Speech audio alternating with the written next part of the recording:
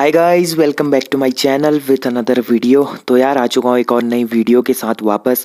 देखिए इस वीडियो में हम बात करेंगे उत्तराखंड जो हिस्ट्री की सीरीज हमने चालू करी थी उसका आज दूसरा सेशन है। ठीक है, ये दूसरा लेक्चर होगा। इससे पहले वाले लेक्चर में हम लोग कुनिंद हो गया, पौरव वंश हो गया और किरात जाति जो थी उसके बारे में हमने बात करी। आज के सेशन में हम लोग बात करेंगे कार्तिकेयपुर राजवंश की। ठीक है, इनको कत्यूरी राजवंश भी बोला जाता है। कत्यूरी या कार्तिकेयपुर राजवंश के बारे में हम लोग बात करेंगे। ये हिस्ट्री का काफ़ी इंपॉर्टेंट टॉपिक है। तो चलिए स्टार्ट करते हैं।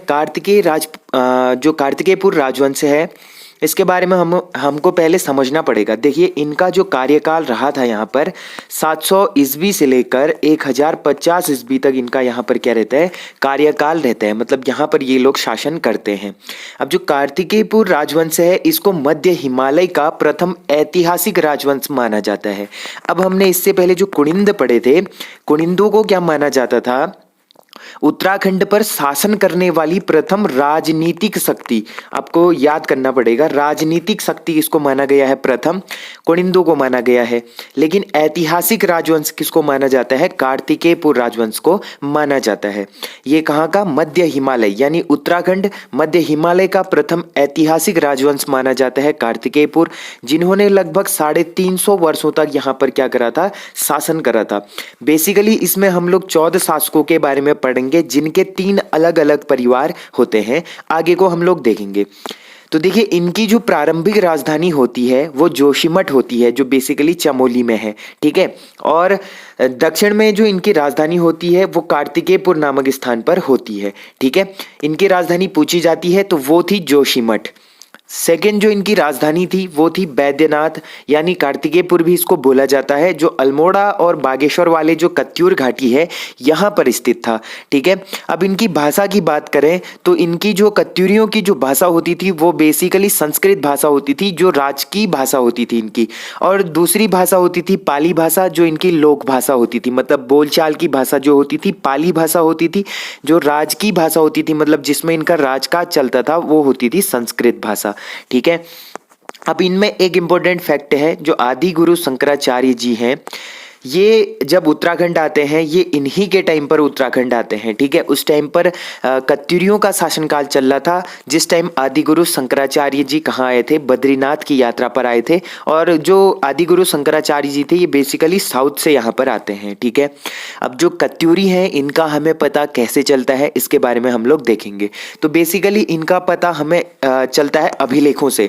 अब देखिए जितने भी प्राचीन टाइम पर हम हिस्ट्री पढ़ते हैं, चाहे वो इंडिया की हिस्ट्री हो या फिर उत्तराखंड की हिस्ट्री हो या अदर स्टेट की हिस्ट्री हो, तो उसका पता हमें ज़्यादातर अभिलेखों से, ताम्रपत्रों से, इन चीज़ों से हमें ज़्यादा मिलता है प्राचीन भारत का, मतलब प्राचीन जो इतिहास होता है। ठीक है, अब देखिए उसके बाद जो मध्यकालीन इतिहास होता है उसमें हमें काफ़ी सारी बुक्स मिलते हैं जो पुराने टाइम पे बड़े बड़े इतिहासकारों ने लिखी होती है, तो उनसे हमें इन चीज़ों के बारे में पता चलता है। अब प्राचीन समय में तो उस टाइम पे बुक्स वगैरह उतनी लिखी नहीं जाती थी, तो अभिलेख उस टाइम पर होते थे, तो अभिलेखों से हमें पता चलता है। तो देखिए वैसे ही कत्यूरियों के भी हमें अभिलेख प्राप्त होते हैं। इससे पहले हमने कुनिंदों के अभिलेख देखे थे, जो 5 अभिलेख कुनिंदों से मिले थे। अब बात करें कत्यूरियों की, तो कत्यूरियों के भी हमें काफी सारे ताम्रपत्र और काफी सारे अभिलेख प्राप्त हुए हैं, जिनमें से हम बात करेंगे पांडुकेश्वर ताम्रपत्र की। ये जो पांडुकेश्वर ताम्रपत्र है ये काफी इंपॉर्टेंट है।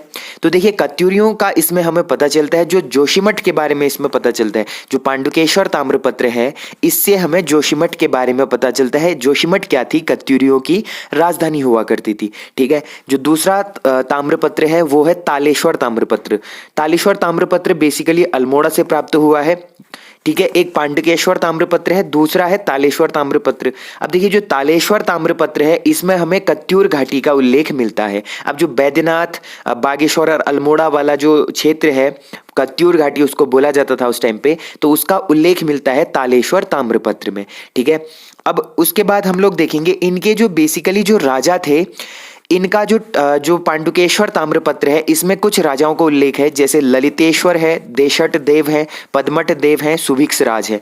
इन 4 जो मेन शासक हैं, इनका हमें पता कहाँ से चलता है, पांडुकेश्वर ताम्रपत्र से चलता है। ठीक है, पांडुकेश्वर ताम्रपत्र से इनके बारे में पता चलता है, उल्लेख मिलता है। अब देखिए जो इनमें से ललितेश्वर हैं, ललितेश्वर इस जो राजवंश है कार्तिकेयपुर राजवंश, इनके क्या थे, सबसे महान व प्रतापी शासक थे। ठीक है, कौन, ललितेश्वर। ललितेश्वर क्या थे, कत्यूरियों के सबसे महान व प्रतापी शासक थे। ठीक है, इनको क्या कहा गया है, 12 अवतार भी बताया गया है पांडुकेश्वर ताम्रपत्र में। ठीक है, जो पांडुकेश्वर ताम्रपत्र है इसमें ललितेश्वर को क्या बताया गया है, 12 अवतार भी बताया गया है। बेसिकली हम बोले तो इनका अन्य नाम या फिर इनकी उपाधि भी बोल सकते हैं, इनको 12 अवतार से जाना जाता था। अब देखिए जो ललितेश्वर हैं, इनका एक और अभिलेख है जो है कंडार दानपात्र। ठीक है, कंडार दानपात्र भी किसका है, ललितेश्वर का है। तो ये सारे फैक्ट हमको याद करने हैं ललितेश्वर से। ठीक है, इनके बारे में हमें पता कहां से चलता है, पांडुकेश्वर ताम्रपत्र से पता चलता है, जिसमें इनको 12 अवतार बताया गया है।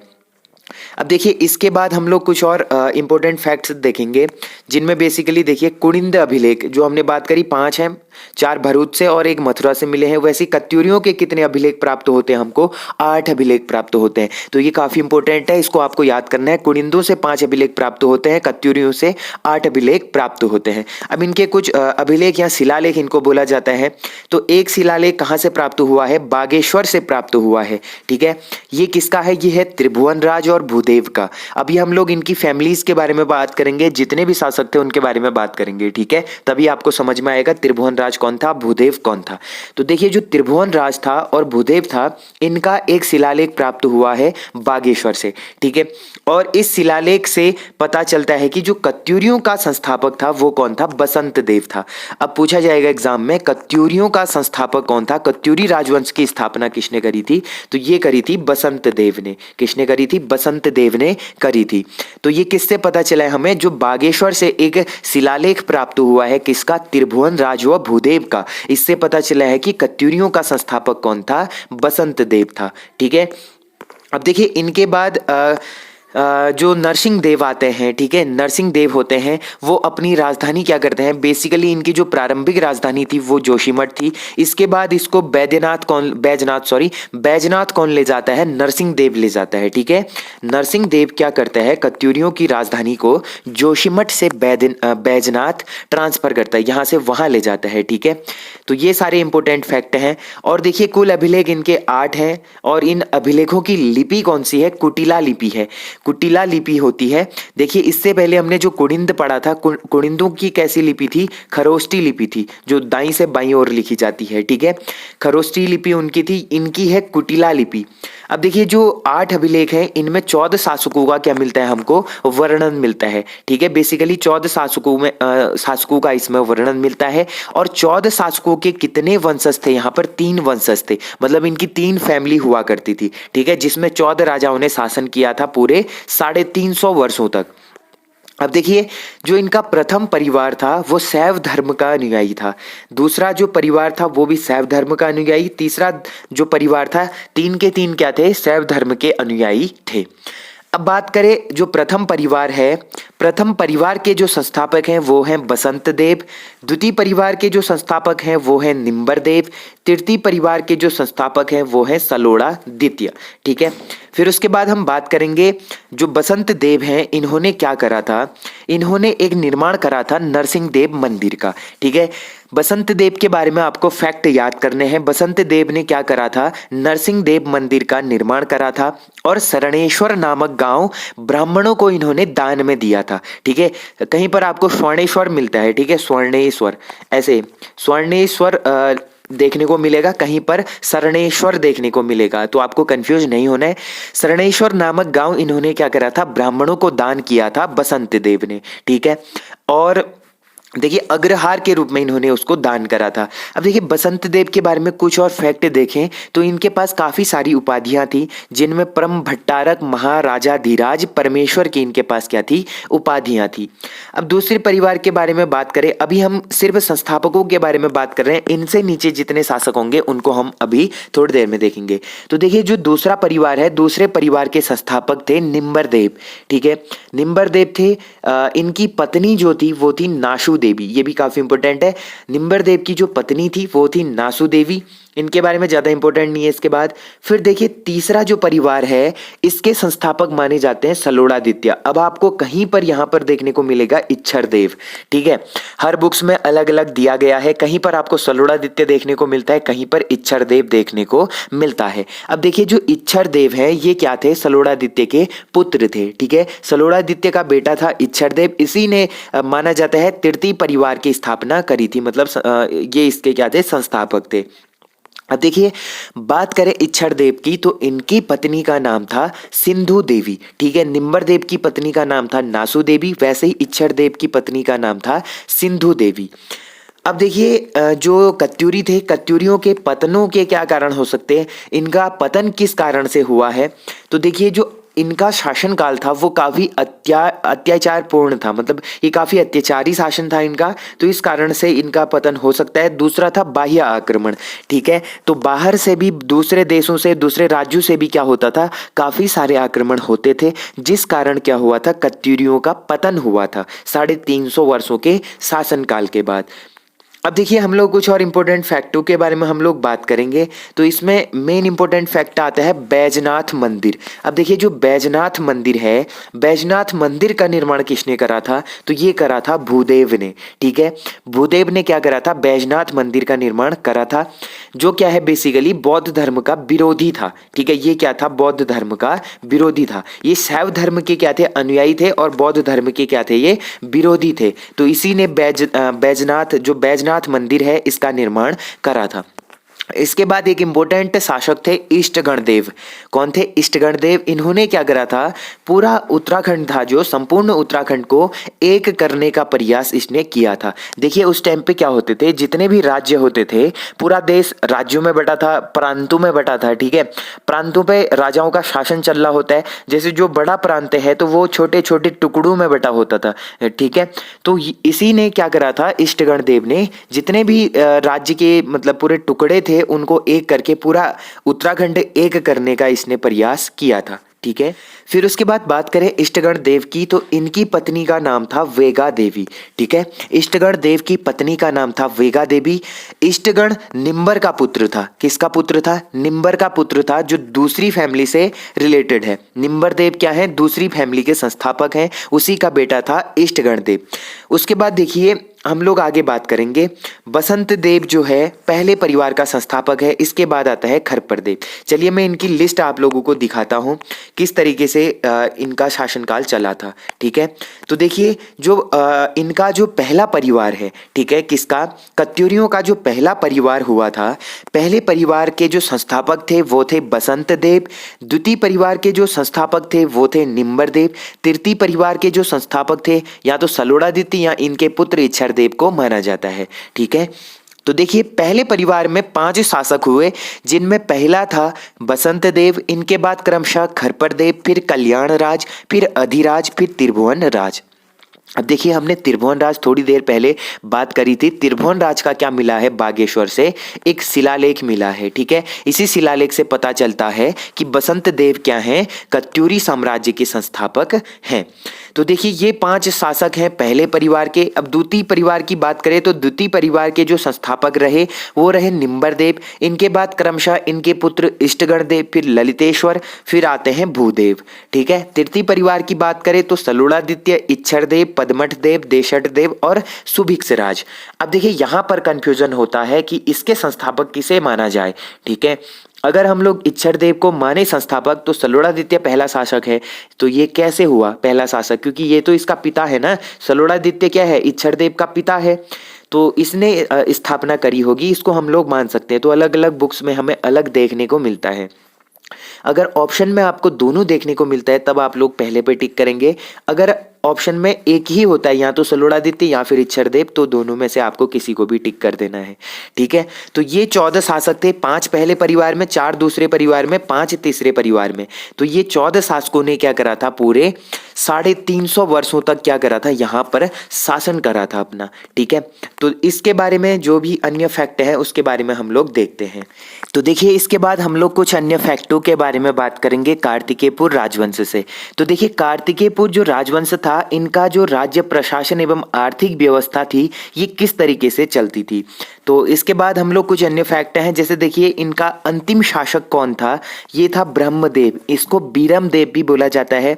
अब आपको मैंने 14 शासक बताए, उसमें ब्रह्मदेव का नाम आया ही नहीं, तो आप सोच रहे होंगे ये इनका अंतिम शासक कैसे हो सकता है, जबकि हमने इससे पहले जो पढ़ा था उसमें इनका जो अंतिम शासक था वो सुभिक्ष राज हुआ था तीसरे परिवार का, लेकिन ये यहाँ पर कैसे आया, तो इसके बारे में हम लोग बात करेंगे कि क्या क्या आगे इनके क्या क्या चीजें हुई थी। ठीक है, तो देखिए इनका अंतिम शासक ब्रह्मदेव है, ये बाद में पढ़ेंगे। देखिए इनका जो आय का प्रमुख स्रोत था ये क्या था, ये था कृषि, भूमि कर, भूटांतिक व्यापार। ये लोग कृषि करते थे, भूमि कर इनसे मतलब भूमि कर लेते थे, और भूटांतिक इनके टाइम पर क्या चलता था, व्यापार चलता था। यही इनके क्या था, आय का मुख्य स्रोत था। इसके बाद हम लोग बात करें आय के मुख्य स्रोतों में, तो देखिए जो खनिज एवं वन संपदा थी ये भी काफी इंपॉर्टेंट था इनके टाइम पर। अब देखिए जो भूमि मापन की जो प्रणाली होती थी इनके टाइम पर उसको बोला जाता था द्रोण मापक और नाली मापक। जो नाली मापक है ये अभी भी उत्तराखंड में चलते आ रहा है। ठीक है, तो कत्यूरियों के टाइम पर द्रोण मापक और नाली मापक काफी इंपॉर्टेंट था। भूमि मापन प्रणाली, ठीक है, भूमि मापने की प्रणाली हुआ करती थी। अब देखिए भूमि से रिलेटेड जो अधिकारी हुआ करता था उसको परमावतार कहा जाता था। क्या कहा जाता था, परमावतार कहा जाता था। जो भूमि का अधिकारी होता था इसको परमावतार कहा जाता था। अब देखिए जो बद्रीदत्त पांडे हैं, कुमाऊं के इतिहास में काफी बड़े हैं उत्तराखंड के इतिहास में, तो बद्रीदत्त पांडे के अनुसार जो इनके राजा थे वो सूर्यवंशी इनको बोला गया है। ठीक है, सूर्यवंशी इनको माना जाता है कत्यूरियों को। इसके बाद हम बात करें इनके स्थापत्य कला की, तो स्थापत्य कला का स्वर्ण काल बोला जाता है कत्यूरी राजवंश को। ठीक है, स्थापत्य कला का स्वर्ण काल बोला जाता है कत्यूरी राजवंश को कुमाऊं में। फिर देखिए स्थापत्य कला की बात करें तो इनमें जो स्थापत्य कला होती थी वो पाषाण और काष्ठ की होती थी, मतलब लकड़ी और मतलब पत्थरों की इनकी स्थापत्य कलाएं होती थी, और इनकी जो स्थापत्य कला थी वो क्या थी, समृद्ध थी। ठीक है, इनके टाइम पर काफी ज्यादा मंदिरों का निर्माण हुआ था, काफी सारे शिलालेखों का निर्माण हुआ था। ठीक है, अब देखिए कत्यूरी कालीन मंदिरों की बात करें तो दो प्रकार के कत्यूरी कालीन मंदिर उस टाइम पर होते थे। जो पहले प्रकार के होते थे वो होते थे छत्रयुक्त प्रकार के, दूसरे होते थे शिखरयुक्त प्रकार के। अब देखिए जो छत्रयुक्त प्रकार के मंदिर होते थे इनको पैगोडा प्रकार के मंदिर भी बोला जाता था। ठीक है, क्या बोला जाता था, पैगोडा प्रकार के मंदिर भी बोला जाता था जो छत्रयुक्त प्रकार के मंदिर होते थे। अब देखिए जो दूसरे प्रकार के मंदिर होते थे वो होते थे शिखरयुक्त प्रकार के। अब देखिए दो प्रकार के मंदिरों में इन्होंने काफी सारे मंदिरों का निर्माण करा और मूर्तियों की स्थापत्य कला इनके टाइम पर काफी ज्यादा हुई। तो इनके टाइम पर एक फेमस मूर्ति जो है वो है हरगौरी की मूर्ति। कौन सी है, हरगौरी की मूर्ति जो है ये काफी फेमस है। ठीक है, ये कहाँ स्थित है, कालीमठ में ये स्थित है। और हरगौरी की मूर्ति को जो राहुल सांकृत्यायन है इन्होंने भारत की सबसे अखंड व सबसे सुंदर मूर्ति कहा है। ठीक है, भारत की सबसे अखंड और सबसे सुंदर मूर्ति की संज्ञा किसने दी है, राहुल सांकृत्यायन ने दी है हरगौरी की मूर्ति को, जो कहाँ स्थित है, कालीमठ में स्थित है। अब इसके बाद हम लोग कुछ और फैक्ट हैं इनके बारे में वो भी देखते हैं। तो देखिए इनके मैंने अभिलेख बताए थे, 8 अभिलेख इनके प्राप्त हुए थे, जिसमें से ललितेश्वर या ललित सूरदेव जो है ये काफी सबसे महान व सबसे प्रतापी शासक हुए कत्यूरियों के। तो इनके 2 अभिलेख हमको देखने को मिलते हैं। उनके बाद क्रमशः एक अभिलेख सुभिक्ष राज का, एक अभिलेख पदमठ देव का हमको देखने को मिलता है। अब देखिए जो अभिलेख है इनमें पांडुकेश्वर जो ताम्रपत्र है इसमें से ललितेश्वर का पांडुकेश्वर ताम्रपत्र है बेसिकली ललितेश्वर या फिर ललित सूरदेव से क्या है रिलेटेड है, जिसमें पता चला है कि इनके क्या है 2 अभिलेख हैं और 2 अभिलेखों का पता भी चला है। ठीक है, अब ये जो इनकी फैमिली है ये हमने बात कर दी है। बसंत देव प्रथम परिवार के संस्थापक हैं और अंतिम शासक हैं त्रिभुवन राज। द्वितीय वंश के जो संस्थापक हैं निम्बर देव और अंतिम शासक हैं भूदेव। तृतीय वंश के जो प्रथम शासक हैं या तो इच्छर देव या सल्लोड़ादित्य, अंतिम शासक हैं सुभिक्ष राज। ठीक है, फिर बात करें हम हमने एक बार क्या होता है, जो प्रतिहार राजा होता है बावुक, उसने क्या करा, एक बार मयूर राज्य पर आक्रमण करा था। ठीक है, मयूर राज्य हुआ करता था उस टाइम पर, तो मयूर राज्य पर क्या करा था, प्रतिहार राजा बावुक ने क्या करा था, आक्रमण करा था। और उसके आक्रमण के समय जो कत्यूरी राजा हुआ करता था, यह होता था ललित सूरदेव। ठीक है, ललितेश्वर या ललित सूरदेव उस टाइम पर क्या हुआ करता था, कत्यूरी शासक हुआ करता था, जो क्या था, सबसे महान और सबसे प्रतापी राजा हुआ करता था। अब देखिए, जब अंतिम शासक होता है सलोड़ादित्य, सॉरी सुभिक्षराज, इनका जो 14 शासकों में अंतिम जो परिवार था, अंतिम परिवार का जो अंतिम शासक था वो था सुभिक्षराज। ठीक है, सुभिक्षराज के बाद क्या हो जाता है, कत्यूरी छोटे छोटे प्रांतों में बट जाते हैं, मतलब छोटे छोटे इनके टुकड़े हो जाते हैं सुभिक्षराज के बाद। अब जैसे इनके छोटे छोटे टुकड़े हुए, मतलब ये बहुत सारे परिवारों में बट जाते हैं, तो इनमें से एक परिवार निकल के आता है अशांति देव राजवंश, या अशांति देव फैमिली परिवार, या फिर अशांति देव राजवंश के नाम से हम इनको जानते हैं। तो अशांति देव राजवंश की स्थापना होती है मध्यकालीन कत्यूरियों में। ठीक है, मध्यकाल में कत्यूरी साम्राज्य क्या हो जाता है, अनेक छोटे छोटे टुकड़ों में बढ़ता है, जिसमें से एक बाहर निकल के आता है, जिसको बोलते हैं अशांति देव राजवंश। अब देखिए, जो अशांति देव राजवंश था, इसकी स्थापना करता है अशांति देव। अशांति देव इसकी स्थापना करता है, और ये अपनी राजधानी कहाँ ले जाता है, रणचूलाकोट। पहले तो इनकी कैपिटल हुआ करती थी जोशीमठ, और दूसरी कैपिटल ये बना देता है रणचूलाकोट। आपने जो प्राचीन टाइम में जो कत्यूरी पढ़े, स्टार्टिंग में जो कत्यूरी पढ़े, उस टाइम पर इनकी राजधानी कहाँ हुआ करती थी, जोशीमठ हुआ करती थी। बाद में जब अशांति देव राजवंश आया, इसने अपनी राजधानी कहाँ कर ली, रणचूलाकोट कर ली। ठीक है, अब देखिए, मध्यकालीन जो कत्यूरी है, इनकी जानकारी का स्रोत, मतलब इनकी स्रोत कैसे पता चलता है इनकी जानकारी का, तो ये पता चलता है जो स्थानीय लोक गाथाएं होती हैं, एवं मतलब उत्तराखंड के कुमाऊनी जो गढ़वाली कुमाऊनी क्षेत्र हैं, पहाड़ी इलाके हैं, वहाँ पर जो जागर लगते हैं और लोक गाथाएं हैं, इनमें मध्यकालीन कत्यूरी साम्राज्य के बारे में हमें पता चलता है। ठीक है, कैसे पता चलता है, लोक गाथाओं से पता चलता है, स्थानीय जो लोक गाथाएं होती हैं और जो जागर लगते हैं, जागरों से हमें इनके बारे में पता चलता है। अब देखिए, जो इनकी दूसरी कैपिटल थी वो रणचूलाकोट थी, और इनके जो अशांति देव राजवंश है, अशांति देव राजवंश का जो अंतिम शासक हुआ वो हुआ ब्रह्मदेव। अब मैंने थोड़ी देर पहले बात करी थी ब्रह्मदेव के बारे में। ठीक है, ब्रह्मदेव या इसको बीरमदेव भी बोला जाता है। तो ये कत्यूरियों का क्या हुआ, अंतिम शासक हुआ। अब देखिए, जो इनकी 3 फैमिली थी, 14 शासक हुए। 14 शासकों में जो अंतिम था वो तो था सुभिक्षराज।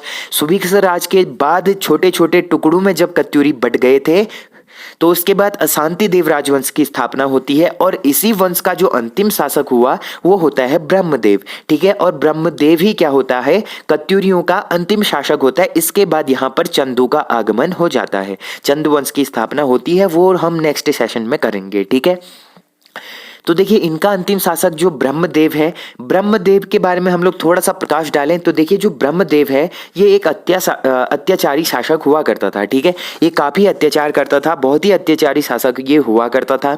और जो उत्तराखंड के पहाड़ी क्षेत्रों में जो जागर लगाए जाते हैं, जागरों में इसको बीरमदेव कहा गया है। ठीक है, क्या कहा गया है, जागरों में बीरमदेव इसको बोला जाता है। अब देखिए, जो कत्यूरी गाथाएं होती हैं, इसमें किस किस का वर्णन मिलता है, इसमें प्रीतम देव या इसको पिथौरा शाही बोला जाता है, इसका वर्णन मिलता है कत्यूरी गाथाओं में, जागरों में। और धामदेव या दुला शाही का भी इसमें वर्णन मिलता है।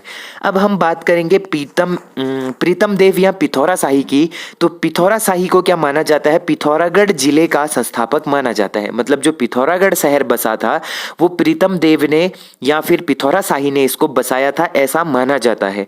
और जो प्रीतम देव का पुत्र था वो था धामदेव, या इसको दुला शाही भी बोला जाता है। इनके बारे में भी काफी इंपॉर्टेंट स्टोरीज है, वो हम लोग आगे बात करेंगे। तो देखिए, जो प्रीतम देव या फिर पिथौरा शाही हुए थे, इन्होंने पिथौरागढ़ की स्थापना करी थी, और इनकी एक रानी हुआ करती थी, जो इनकी छोटी रानी हुआ करती थी, उसका नाम था जिया रानी। और ये जो जिया रानी है ये काफ़ी इंपॉर्टेंट है। ये क्यों इंपॉर्टेंट है, क्योंकि जो मुगल हम लोग पढ़ेंगे, मुगलों में हम लोग तैमूर लंग को पढ़ेंगे, क्योंकि मुगलों में दिल्ली सल्तनत पर तैमूर लंग क्या करता है, 1398 ईस्वी में ये आक्रमण करता है मुगलों पर। ठीक है, वैसे ही ये क्या करते हैं, ये कुमाऊं क्षेत्र पर भी आक्रमण करता है तैमूर लंग।